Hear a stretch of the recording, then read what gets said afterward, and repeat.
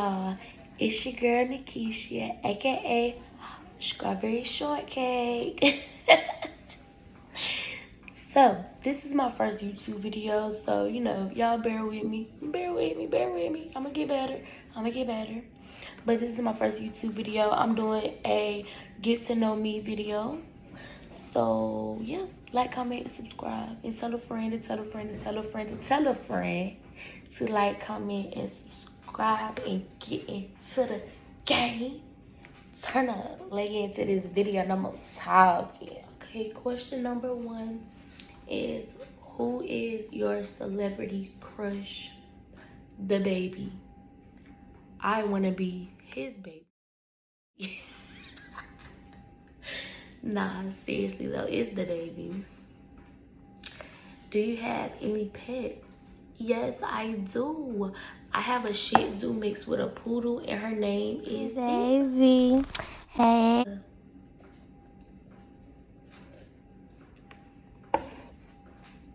It said, what are your pet peeves? I hate when people smack on things that's not even smackable, like smacking on a drink. I hate people that do that.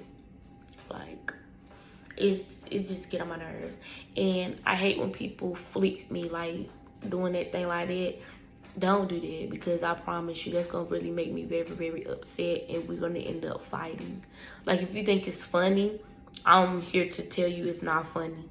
It's not funny at all, seriously. And I don't like when females smack my butt. Like, if I'm in a party and I'm twerking and I'm in the mood, then I'm like, yeah, man. But if I'm just standing around not doing nothing, don't smack my butt. That's my main pet peeve. And then it's like, if you see me in the mall shopping or something, why don't you tap my shoulder? Don't smack my butt and then look at me like, hey, because I'm gonna be mad and I'm not gonna say, hey. I'm gonna look at you and I'm gonna say, don't ever do that again. But what's up? That's like, I hate it.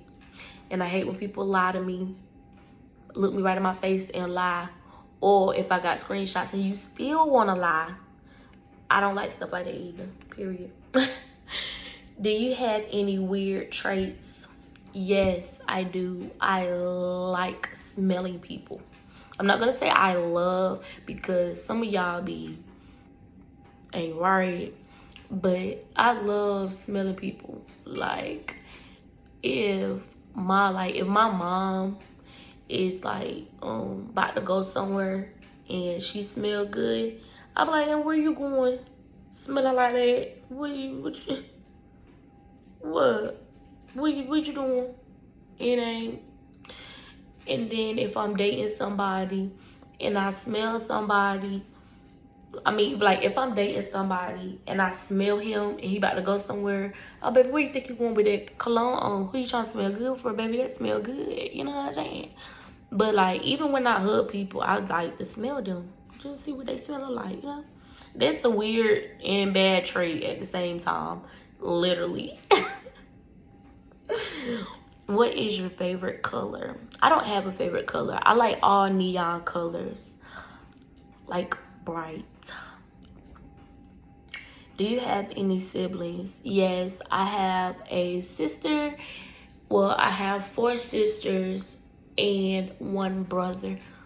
On my mom's side, me and my sister, we have the same mom and dad.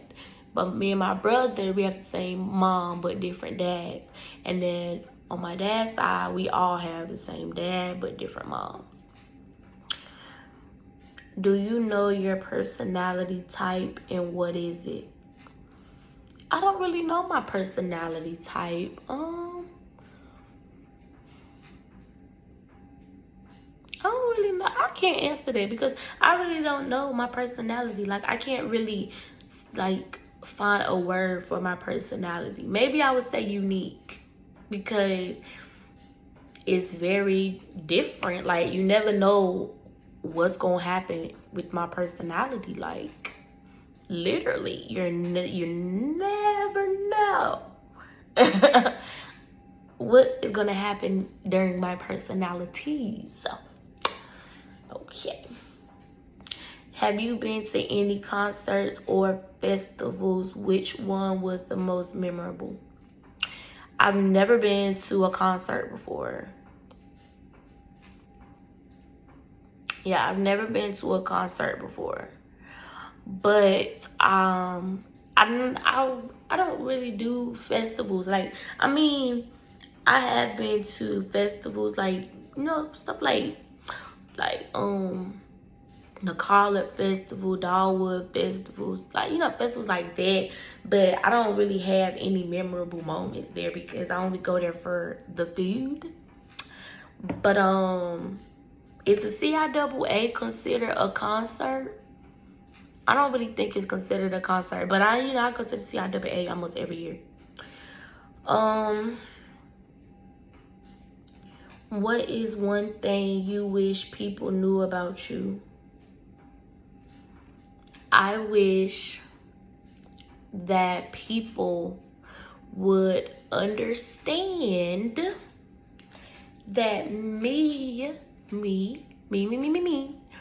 having sickle cell is nothing contagious. Just because I say sickle cell disease does not mean I'm contagious. You cannot catch sickle cell disease, okay? Okay. Y'all be killing me, like literally be killing me. Y'all guys be wanting to talk to me. Y'all be wanting to kick it and cake it and bop it and whoop whoop whoop. But then as soon as y'all see or y'all friends be like, oh yeah, that girl be talking. She got sickle cell. Y'all don't want to talk to me no more because y'all think y'all gonna catch it. Baby, it's not chlamydia, gonorrhea, STD, all that extra stuff. It's not none of that. It's a blood disorder that I have, that I got from my parents. Okay? Okay. Next. What social media are you addicted to? I would say Instagram.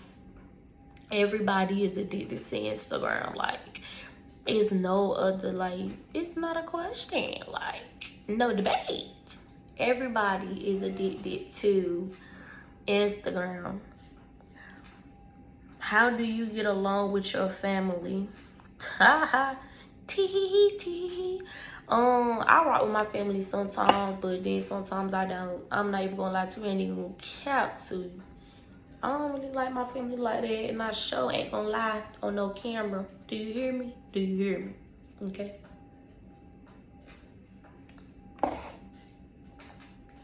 What is the biggest struggle you overcame?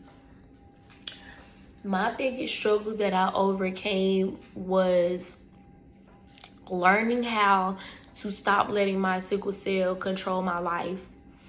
Basically, when I say that, I mean as in I always wanted to be a normal kid, but I used to always blame it on my sickle cell. Like, I can't do that because I got sickle cell. I can't do that because I got sickle cell.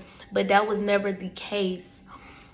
I never tried to do it because I programmed in my head that I couldn't do it because I had sickle cell. So once I actually started stepping out of my comfort zone and doing things that I told myself that I couldn't do because of my sickle cell, that was something that I really, really overcame. Like, seriously and honestly, that's something that I overcame, because dealing with that, yeah, you'll sit there and be like, oh, I can't do that because I got sickle cell. But that's never the case. It's just you got to get up and do it. And I got up and I did it. And that was something that I overcame. Next question. Who is your role model? I would say my mom. And the reason why I say my mom is because I'm not just saying my mom because she's my mom. No, I honestly, really, all jokes aside, look up to my mom. My mom had a child at the age of 19, I think she said 19. And she had to work and go to school. And she moved out on her own. Had to take care of a son, you know, struggling with a son. Then she ended up having my sister. And then she ended up having me. Now here is the reason why I say she's my role model. I used to cry anytime somebody touched me, want to hold me. Nobody was able to babysit me or anything because I was so wrapped up in my mom.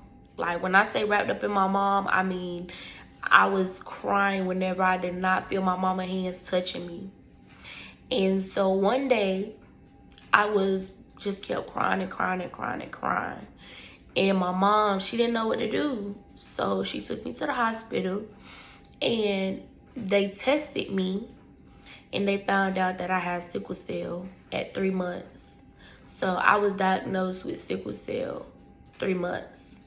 So that means from the day I was born until 2.5, 3 months later, my mom just figured out that I had sickle cell. So imagine what she had to go through before she found out that I had sickle cell. Man, my mama is amazing. Like, and it took a lot of patience. It takes a lot of patience to take care of a kid with sickle cell because we are very picky about certain things. And we always like to have certain things done a certain way. And our body has to be okay with the way that we chose. And if it's not, then we gotta switch it all up because it's your body, you know? Like, y'all get what I'm saying? So, yeah. And I applaud my mom for that because that's like some real woman stuff. And she still managed to go to work. She graduated school and she got her a good job. Like, she worked at the hospital. So you know, she started working here or whatever, and it's a lot of days that she had to sacrifice for me. Many days where she had to get off of work to hurry up and come get me from school, from home. It was terrible. Staying up late night, me crying, hollering, falling out everywhere. And her having to be the one that had to call the doctor because I was too young at the time. You know, she went through a lot, man. Like, for real. That's why she my role model. Shout out to my mama. Shout out to my mama. You are going out with friends. Describe your night. I necessarily don't really like going out. So I would say my type of girls' night is, you know, a sleepover at somebody's house. We watch scary movies or funny movies or mystery movies, eat popcorn, have candy, decorated real cute, balloons everywhere. You know, something fun. We make boomerangs with each other. Then we all get to know each other. You know what I'm saying? Like, hey, meet my friend, my friend, my friend, my friend. Because if you, okay, you know what I'm saying? Like, this is my friend, woo, woo, woo. And this is my friend, toodaloo, toodaloo. Y'all meet each other. So we all just sit in a circle, tell each other about each other. Like, you know, stuff like that. I like stuff like that. So that would be my type of night, you know?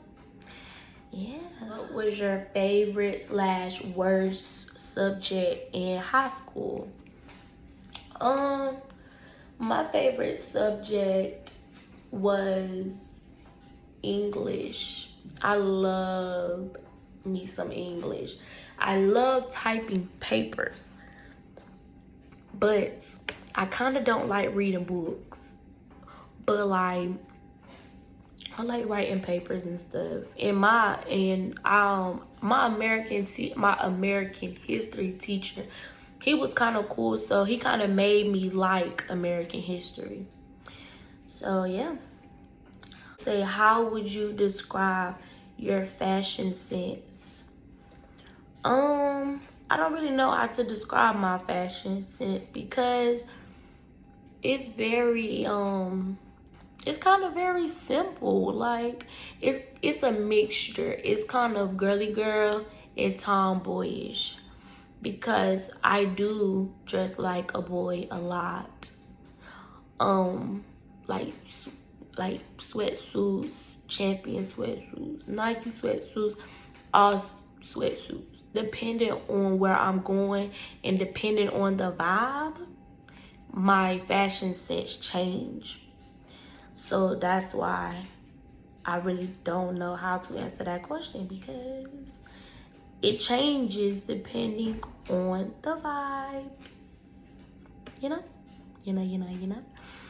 It say, have you ever failed at anything and what did you learn?